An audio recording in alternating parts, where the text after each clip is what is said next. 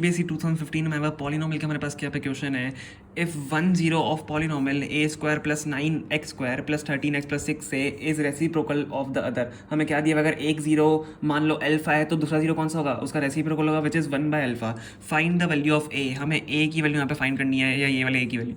ठीक है, अब देखो ये बहुत अलग सा क्वेश्चन है, इंपॉर्टेंट क्वेश्चन है। ठीक है, तो आपको उसको समझना बहुत ज़्यादा जरूरी है। सबसे पहले हम लिख लेते हैं यहाँ पे गिवन क्या है। आप सबसे पहले गिवन लिखिए, अगर आपको कौन सा क्या पॉलिनोमियल गिवन है, A square plus 9x square plus 13x plus 6 A आपको यहाँ पे गिवन है, पॉलिनोमियल है। अब हियर हम ए बी सी इसमें मार्क कर लेते हैं। ए आपका यहाँ पे क्या है, जल्दी बताओ। ए हम किसको लिखेंगे, ए स्क्वायर प्लस 9 को हम ए लिख लेंगे। बी आपका यहाँ पे क्या है, 13 है।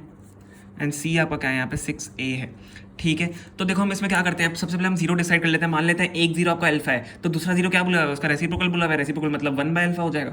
तो लेट 1 0 बी अल्फा, देन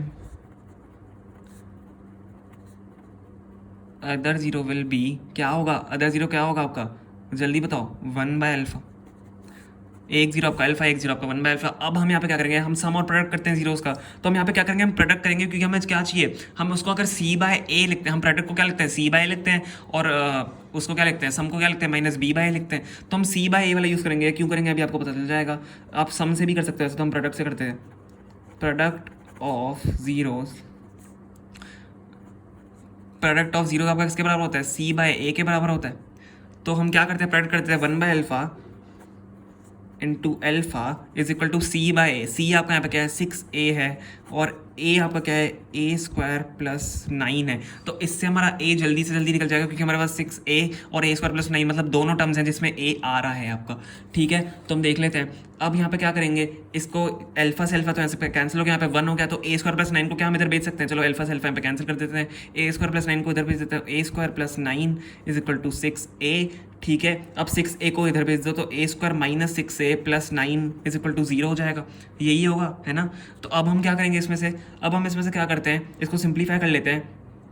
एक बार वीडियो को पॉज करो जल्दी से ना, एक बार जल्दी से वीडियो को पॉज करो और उसको सिंप्लीफाई करके बताओ ये क्या कैसे होगा। देखो यहाँ पे एक ट्रिक यूज़ हो रही है, क्या हो रही है आप वो डिसाइड करो।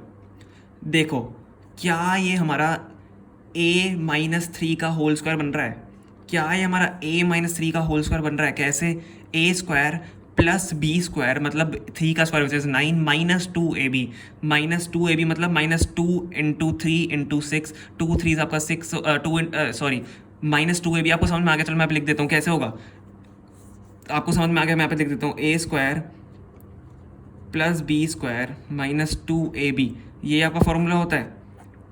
तो a स्क्वायर मतलब 6 आपका a स्क्वायर हो गया, plus B square which is 9। ठीक है, बी स्क्वायर 9 है आपका, और 6a आपका कैसा आ रहा है, माइनस 6 से, माइनस 2ab आ रहा है, minus 2 into a into 3 which is 6 minus 6 से। ठीक है, इतना आपको समझ में आ गया। तो a square minus 3 a minus 3 का आपका होल स्क्वायर बन रहा है। तो यहाँ से a की वैल्यू क्या आ जाएगी, क्या है, यहाँ से आपका a 3 के बराबर हो जाएगा, क्योंकि ये तो इज इक्वल टू 0 है। ठीक है, तो अगर हम स्क्वायर हटाते तो कोई फर्क नहीं पड़ता, तो a इज इक्वल टू 3 के बराबर आ जाएगा। तो वैल्यू ऑफ a इज 3, हमने वैल्यू यहाँ पे a की फाइंड कर ली है। होप आपको समझ में आया होगा, अगर समझ में आया तो प्लीज़ वीडियो को लाइक करना एंड प्लीज़ चैनल को सब्सक्राइब करना। Thank you so much for watching.